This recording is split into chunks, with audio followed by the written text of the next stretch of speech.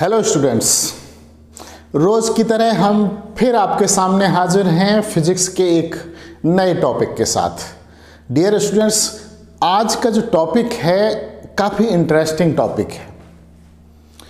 आज हम आपको बताने वाले हैं कि मनुष्य को वायुमंडलीय दाब का आखिर अनुभव क्यों नहीं होता है।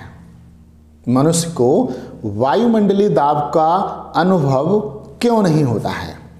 डियर स्टूडेंट्स, आपने देखा होगा कि यदि हमको नीचे से एक मंजिल ऊपर सीढ़ियों के द्वारा सिलेंडर ले जाना पड़े, गैस का भरा हुआ किचन का सिलेंडर, तो एक सिलेंडर ले जाने में हालत ख़राब हो जाती है।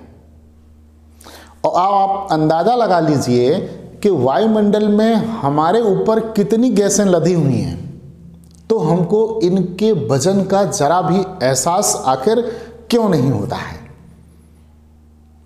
डियर स्टूडेंट्स, जो वायु का वजन है वायुमंडल में, वायु के वजन की वजह से जो बल लगता है, जो हम बल महसूस करते हैं, वही है वायुमंडलीय दाब। और वायुमंडलीय दाब हम लोगों के ऊपर 1.0 × 10⁵ न्यूटन प्रति मीटर स्क्वायर लगभग रहता है एवरी टाइम। इतना अधिक वायुमंडलीय दाब हम लोगों के ऊपर कार्य करता है, हम लोगों के ऊपर रहता है, लेकिन हम लोग इसका तनिक भी अनुभव क्यों नहीं कर पाते हैं कि हमारे ऊपर इतनी गैसेस हैं, इतनी गैस हमारे ऊपर दाब डाल रही हैं। डियर स्टूडेंट्स, है क्या कि जब हम श्वास लेते हैं तो श्वास के द्वारा वायु अपनी रुधिर वाहिनियों में उसी दाब पर भेजते हैं। तो आंतरिक वायु का समान दाब बाहर की तरफ और बाहर की वायु का समान दाब अंदर की तरफ रहता है। यानी कि ये दोनों दाब एक दूसरे के समान होते हैं, एक दूसरे के बराबर होते हैं। तो अंदर से बाहर की तरफ दाब और बाहर वायुमंडल का जो दाब होता है, ये एक दूसरे के बराबर रहता है और एक दूसरे को संतुलित किए रहता है, जिसकी वजह से हम मनुष्यों को वायुमंडलीय दाब का तनिक भी एहसास नहीं होता है। इसको हम इस तरीके से भी समझ सकते हैं, जैसे गुब्बारे में हम लोग गैस भरते हैं। गुब्बारा जैसे मुंह से फैलाया, गुब्बारा काफ़ी नाजुक होता है, हम लोगों की स्किन उससे बहुत मजबूत है। गुब्बारा वायुमंडलीय दाब से नहीं फूटता, अब आप अंदाज़ा लगा लीजिए। उसके ऊपर भी तो इतना ही दाब होता है, जबकि गुब्बारा बहुत नाजुक है क्या कि उसमें जो हमने वायु भरी है वो भी तो उसी दाब की है।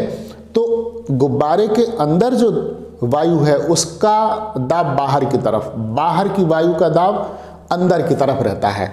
तो गुब्बारे की स्किन जो है वो बीच में संतुलित है, अंदर से बाहर की तरफ, बाहर से अंदर की तरफ दाब लगा रहता है, तो मेंटेन बनी रहती है। इसको इस तरीके से भी समझ सकते हैं, जैसे ये कागज़ है, इसको हम इधर से बल लगाएं, इधर से बल लगाएं और बहुत ज़ोर से, जितना ताकत है उतनी ताकत से इसको दबाते हैं, लेकिन इसका कुछ नहीं बिगड़ा, क्योंकि इधर से अंदर से बाहर से दोनों तरफ से लगने वाला जो दाब है वो बराबर है। ठीक इसी तरीके से स्टूडेंट्स, हम लोगों को वायुमंडलीय दाब का अनुभव नहीं होता है। कारण क्या है? जैसा कभी हमने बताया, जो हम सांस लेते हैं, सांस में जो ऑक्सीजन है, जो वायु है, वो हमारी रुधिर धमनियों में उसी दाब पर पहुंचती है। तो अंदर जो आंतरिक वायु है उसका दाब बाहर की तरफ और बाहर की वायु का दाब अंदर की तरफ लगता है। तो ये दोनों दाब एक दूसरे के बराबर होते हैं, एक दूसरे को संतुलित किए रहते हैं। इस वजह से हमको वायुमंडलीय दाब का जरा भी एहसास नहीं होता है। एक बात हम आपको बताएं, आखिर दूसरे तरीके से भी हम वायुमंडलीय दाब को समझ सकते हैं।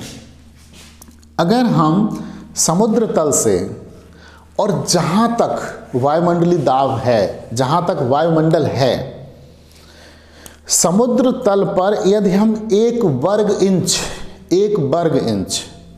इंच लंबा चौड़ा क्षेत्रफल ले लें, 1 वर्ग इंच अनुप्रस्थ काट का वायु स्तंभ बना लें समुद्र तल से, और जहाँ तक 20, 30, 40, 50 किलोमीटर तक वायुमंडल है वहाँ तक सिर्फ 1 वर्ग इंच, तो तो 1 वर्ग इंच समुद्र तल से जहां तक वायुमंडल है वहां तक के वायु स्तंभ का जो दाब होता है डियर स्टूडेंट्स 6.3 किलोग्राम के लगभग होता है।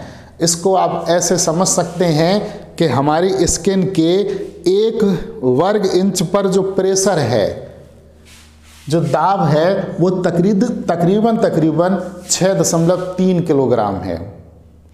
या फिर हम इसको यदि 1 सेंटीमीटर ले लें, 1 वर्ग सेंटीमीटर, 1 वर्ग सेंटीमीटर पर जो दाब होता है वो लगभग 1 किलोग्राम वजन से थोड़ा ज़्यादा होता है।